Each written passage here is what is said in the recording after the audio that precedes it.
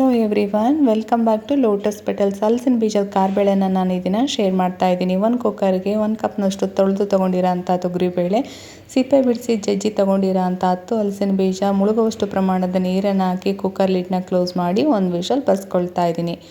ಒಂದು ಕಡಾಯಿಗೆ 2 ಚಮಚದಷ್ಟು ಎಣ್ಣೆನ ಹಾಕಿ, ಎಣ್ಣೆ ಬಿಸಿ ಆದಮೇಲೆ ಸಾಸಿವೆ ಜೀರಿಗೆ ಹಾಕಿ ಚಟಪಟ ಅಂದಮೇಲೆ ಇದಕ್ಕೆ ನಾನು 1 ಎಸಳು ಕರಿಬೇವಿನ ಸೊಪ್ಪು, ದೊಡ್ಡದಾಗಿ ಕಟ್ ಮಾಡ್ಕೊಂಡಿರೋ ಅಂಥ 1 ಈರುಳ್ಳಿ ಹಾಕಿ ಫ್ರೈ ಮಾಡ್ಕೊಳ್ತಾ ಇದ್ದೀನಿ. ಅರ್ಧ ಫ್ರೈ ಆದ ನಂತರ ಇದಕ್ಕೆ ಜಜ್ಜಿ ತೊಗೊಂಡಿರೋ ಅಂಥ 1 ಬೆಳ್ಳುಳ್ಳಿನೂ ಸಹ ಹಾಕಿ ಅದನ್ನು ಸಹ ನಾನು ಫ್ರೈ ಮಾಡ್ಕೊಳ್ತಾ ಇದ್ದೀನಿ. ಇದರ ಹಸಿ ವಾಸನೆ ಹೋದ ನಂತರ ಇದಕ್ಕೆ ನಾನು ಬೇಯಿಸಿ ತೊಗೊಂಡಿರೋ ಅಂಥ ತೊಗರಿಬೇಳೆ ಮತ್ತು ಹಲಸಿನ ಬೀಜದ ಮಿಶ್ರಣನ ಹಾಕ್ಕೊಳ್ತಾ ಇದ್ದೀನಿ. ನಂತರ 1 ಚಮಚ ಸಾಂಬಾರು ಪೌಡರ್, 1 ಚಮಚ ಖಾರದ ಪೌಡರ್, ರುಚಿಗೆ ತಕ್ಕಷ್ಟು ಉಪ್ಪು, ತುರಿದು ತೊಗೊಂಡಿರೋ ಅಂಥ 1/4 ಬಟ್ಟಲು ಹಸಿ ಕೊಬ್ಬರಿ, 2 ಚಮಚದಷ್ಟು ಹುಣಸೆ ರಸನ ಹಾಕಿ ಇನ್ನೊಮ್ಮೆ ಇದನ್ನು ನೀಟಾಗಿ ಮಿಕ್ಸ್ ಮಾಡ್ತಾ ಇದ್ದೀನಿ. 1/4 ಕಪ್ನಷ್ಟು ನೀರನ್ನು ಹಾಕಿ ಇನ್ನೊಮ್ಮೆ ಇದನ್ನು ಮಿಕ್ಸ್ ಮಾಡಿ ಇದರ ಲಿಡ್ನ ಕ್ಲೋಸ್ ಮಾಡಿ 5 ನಿಮಿಷ ಇದನ್ನು ನಾನು ಬೇಯಿಸ್ಕೊಳ್ತಾ ಇದ್ದೀನಿ.